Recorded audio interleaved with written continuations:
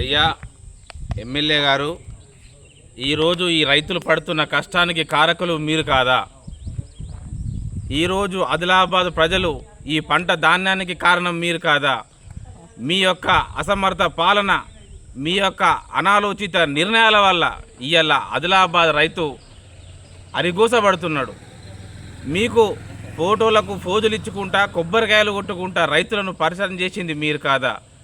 ఈరోజు వాస్తవంగా చూసుకుంటే మీరు కొబ్బరికాయ కొట్టి ఈ జొన్న పంటలు తెమ్మంటే రైతులు మార్కెట్కి జొన్న పంటలు తెచ్చిన వాళ్ళు ఎందుకు కొంటలేరు? ఎందుకు మార్కెట్లో బాధని ఇస్తలేరు? ఈరోజు కొబ్బరికాయలు కొట్టుడు మీరు, నిందలు వేసుడు కాంగ్రెస్ ప్రభుత్వం మీద. ఇటు చోటేబాయ్ బడేబాయ్ మీ యొక్క కాంగ్రెస్ మరియు బీజేపీ దోస్తానతోటి ఇవాళ రైతులు ఆగమాగం చేస్తున్నారు. ఇవాళ గౌరవ బీఆర్ఎస్ పార్టీ అధ్యక్షులు జోగురామన్న గారు మండు టెండలో 45 డిగ్రీల ఎండలో ధర్నా చేస్తే ఆ ధర్నాని, రైతులు చేసిన ధర్నాని రాజకీయం చేస్తున్నారని చెప్తున్నారు మీరు. ఇది ఎంతవరకు వాస్తవం? పాయల్ శంకర్ గారు, ఒక్కసారి ఆలోచించండి. మీకు ప్లానింగ్ వచ్చి మీకు దానికి ఏమంటారు మార్కెట్లో ఎంత అలాట్మెంట్ వచ్చిన తర్వాత మీరు కొబ్బరికాయ కొట్టనుండే, మీరు ముందు కొబ్బరికాయ కొట్టి ఇలా రైతులు ఆగం చేస్తున్నారు.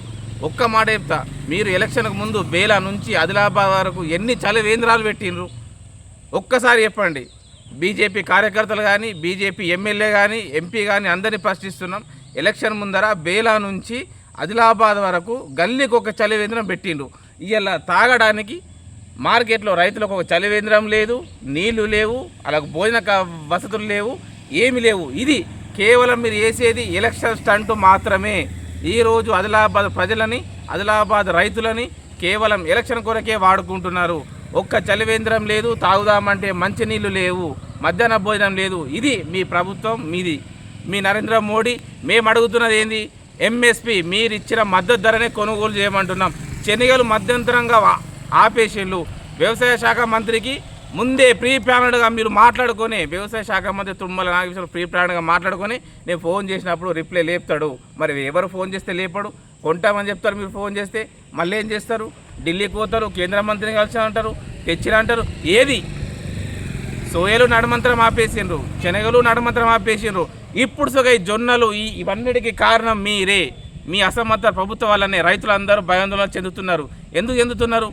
సోయలు ఎట్లా మధ్యలో ఆగిపోయినాయో, శనగల కొనుగోలు ఎట్లా మధ్యలో ఆగిపోయినాయో, మళ్ళీ ఇప్పుడు సొగ ఈ జొన్నలు సొగ మధ్యలో ఆపేస్తారు అనే భయంతోనే ఈరోజు రైతులందరూ ఇవి తీసుకొని వస్తున్నారు. దీనికి కారణం 100% ప్రభుత్వ అధికారుల నిర్లక్ష్యం, మీ యొక్క అసమర్థత పాలన వల్లనే ఈ సమస్య ఈరోజు ఆదిలాబాద్లో చేనేతలో నెలకొంటున్నదని రైతులందరి తరపున మేము తెలియజేస్తున్నాం.